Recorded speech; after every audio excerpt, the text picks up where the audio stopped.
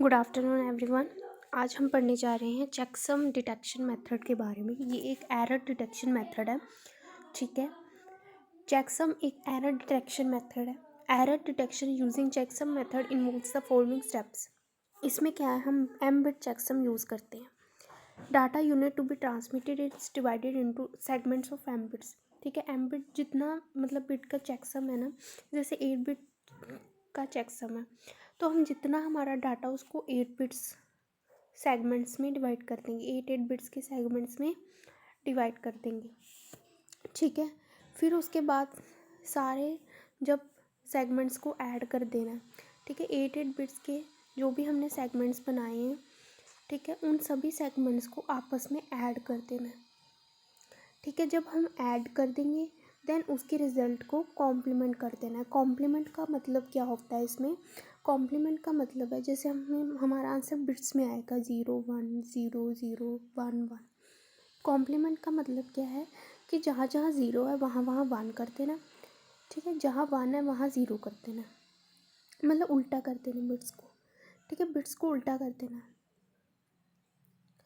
फिर उस जो हमारा आंसर आएगा कॉम्प्लीमेंट करके वो आएगा हमारा चेकसम, ठीक है। जो आंसर हमने कॉम्प्लीमेंट करके निकाला वो आ गया हमारा चेकसम। फिर उस चेकसम को हमने जो अपने डाटा भेजना है, सेंड करना है, ठीक है। जो हमने डाटा सेंड करना है उसके साथ हम उस डाटा को चेकसम को ऐड कर देंगे, ठीक है। जैसे ये हमारा डाटा है, सारा डाटा मतलब जितना हमने डिवाइड किया था वो वाला नहीं, ओरिजिनल डाटा को चेकसम के साथ सेंड कर देना, ठीक है। ये सेंडर भेजेगा रिसीवर को, ठीक है, ऐसा बना के। रिसीवर क्या करेगा, टोटल डाटा जितना होगा फिर उसको एम बिट चेकसम में डिवाइड कर देगा। मतलब अगर 8 बिट चेकसम है तो 8 बिट्स में सभी में डिवाइड कर देगा।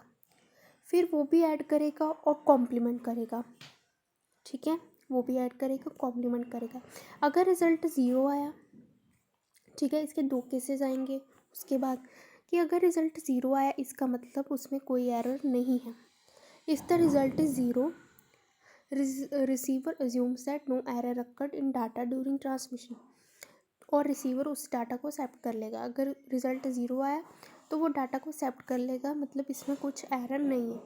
लेकिन अगर रिज़ल्ट नॉन ज़ीरो है, अगर रिज़ल्ट नॉन ज़ीरो है तो इसका मतलब है कि उस डाटा में एरर है और उसको वो एक्सेप्ट नहीं करेगा और रीट्रांसमिशन के लिए कहेगा, ठीक है। ये चेकसम की एग्जांपल है, ठीक है। ये चेकसम की एग्जांपल है, ये पूरा डाटा उसने भेजना है। इसमें हम 8 बिट चेकसम यूज़ कर रहे हैं। हम इसको डाटा को 8 बिट्स में क्या कर देंगे, डिवाइड कर देंगे, मतलब 8 बिट्स के सेगमेंट्स में डिवाइड कर देंगे। फिर उस सारे सेगमेंट्स को क्या कर देंगे, ऐड कर देंगे, ठीक है। सबको ऐड कर दिया, ठीक है। इसमें ऐड करने का आपको टेक्निक तो आता ही होगा, 1 0 0 1 1 0 0 1 1 1 1 0 0 0 1 0 0 0 0 1 0 0 1। एक मिनट, गलती हो गई। 1 0 0 1 1 0 0 1 1 1 1 0 0 0 0 0 0 1 0 0 0 1 0 0 1 0 0 1 0 0 0 0 1 0 0। अब इसको ऐड कर से करना, यहाँ पे 1 आ गया। अब यहाँ पे 3 ज़ीरोस है, 3 1s है। 3 1s का मतलब क्या है, हमारा आंसर होगा 1 और कैरी होगा 1। अगर 2 1s हैं तो हमारा रिजल्ट होगा 0, ठीक है। और अगर 2 1s है तो हमारा रिजल्ट होगा 0 और कैरी 1 1 1 0 कैरी 1। 2 1s आ गए, 3 1s आ गए, 3 1s में 1 आंसर कैरी 1। 2 1s आ गए, 2 हाँ 2 1s हैं, अब यहाँ पे कितने हैं, 4 वंस।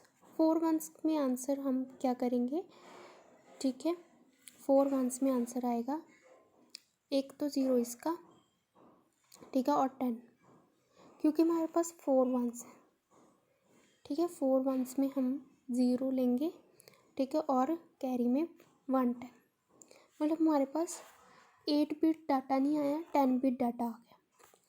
10 बिट में हमें 8 बिट ही बनाना है इसे, ठीक है। यहाँ पर 10 बिट्स है ना, 1 2 3 4 5 6 7 8 9, सॉरी 10 होंगी, ठीक है। 1 2 3 4 5 6, एक और 0 थी, ठीक है।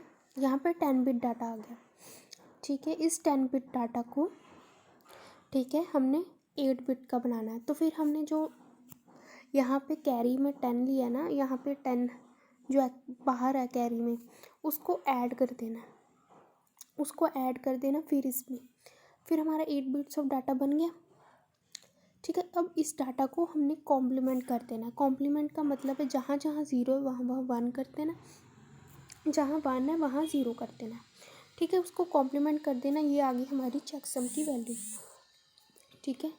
इस चेकसम की वैल्यू को डाटा के साथ भेज देना, ठीक है।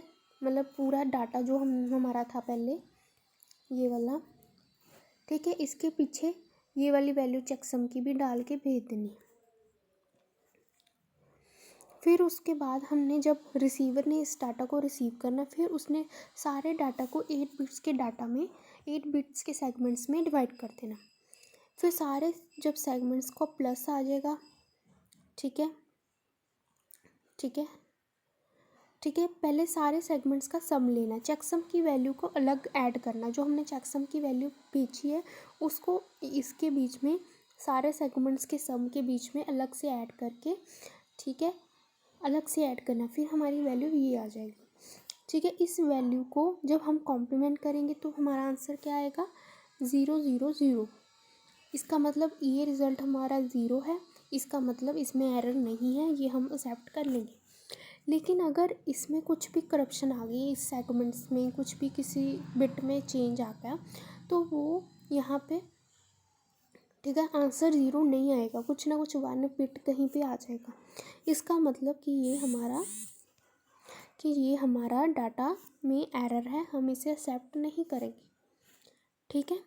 Okay, thank you.